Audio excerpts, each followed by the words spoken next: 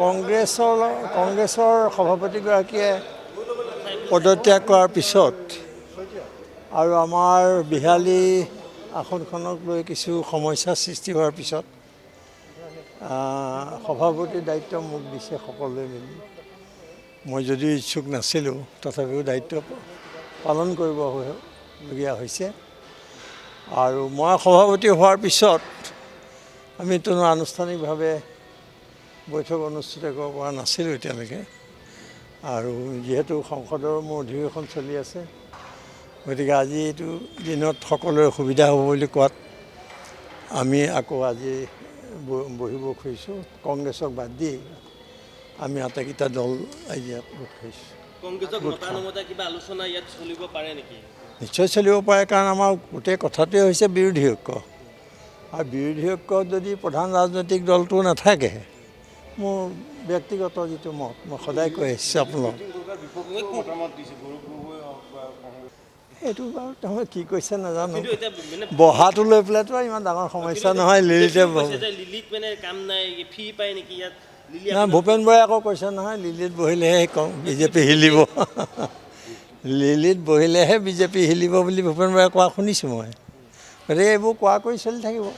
কিন্তু আমি বহিম কৰি এইটো বৰ ডাঙৰ কথা নহয়। আমি কি কৰিম, কি পাতিম, কি সিদ্ধান্ত ল'ম সেইটোহে জৰুৰী। লিলিতে বহিলোঁ, ৰাস্তাতে বহিলোঁ, ধাবাতে বহিলোঁ, এইটো বেলেগ কথা। হয়তো তেওঁ বুজাইছে যে লিলি অধ্যায়টো শেষ হৈছে বুলি, কিন্তু শেষ যে হোৱা নাইতো আজি আকৌ আমি প্ৰমাণ কৰিছোঁ। আজি যে আমি ইয়াত বৈঠক কৰিছোঁ, সেই জ্যোতিষীজনক মই লগ পালে ভাল পাম, মোক লগাই দিয়ক। তেওঁলোকে এইবিলাকত খুব বেছি, তেওঁলোকৰ সেইটো খুব সেইবিলাকৰ উত্তৰ মোৰ ওচৰত নাই। কিন্তু সেইবোৰ আপোনালোকৰ ইনভেষ্টিগেশ্যনৰ বিষয়। সাংবাদিকৰ আজি আমি বিৰোধী ঐক্য, মোৰ কথা হৈছে, প্ৰথম কথাটো হৈছে আমি বিজেপিক প্ৰধান শত্ৰু বুলি গণ্য কৰোঁ। সেইটোততো কোনো লোকঢাক নাই। কিন্তু অকল প্ৰধান শত্ৰু বুলি আমি বিবেচনা কৰিলে নহ'ব। তেওঁলোকক আমি কেনেকৈ ক্ষমতাচ্যুত কৰিব পাৰোঁ ২৬-ত, সেইটোৱে আছিলে মূল লক্ষ্য বিৰোধী ঐক্য। কিন্তু মাজত কিছু খেলি মেলি হৈছে। গতিকে আকৌ আমি কেনেকৈ সকলো ভোট যাতে বিভাজন নহয়, মোৰ এইটো একদম সেই ২১ চনৰ পৰা কৈ আহিছোঁ, মনত আছে চাগে। ভোট এক মিনিট ভোট যাতে বিভাজন নহয়, সেইটো কাৰণে আমি আকৌ কথা পাতিব লাগিব। তাৰ কাৰণে আমি চেষ্টা চলাব লাগিব।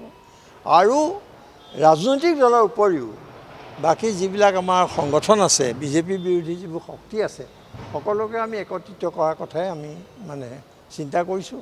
আৰু সেই বিষয়ে নিশ্চয় আলোচনা হ'ব। কিন্তু মিটিঙৰ পূৰ্বে দুটা কথা হৈছে যে অখিল গগৈ এতিয়াও কৈছে যে বা মোৰ লগত কংগ্ৰেছে আসন কিমান এৰিম কৈ ল'ব লাগিব, চৰ্ত কিছুমান দিছে। গতিকে এই চৰ্তবিলাকে তেওঁ ক'ত চৰ্ত দিছে নাজানো, কিন্তু আমাৰ ইয়াত তেনেকুৱা কোনো কথা তেওঁ পতা নাই।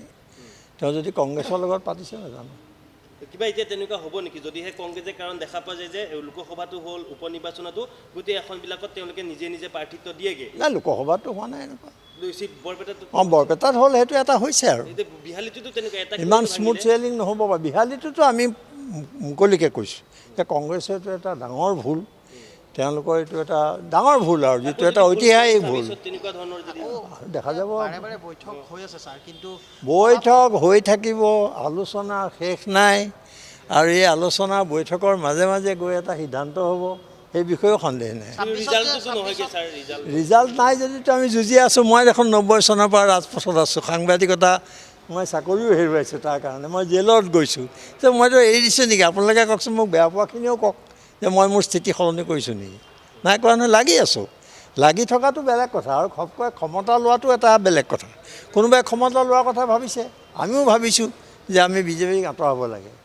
সেইকাৰণে আমি যি পাৰোঁ চেষ্টা কৰিব লাগে, আৰু এই চেষ্টা অব্যাহত থাকিব। সি য'তেই নবহোঁ লাগে, যিয়ে নকৰোঁ লাগে।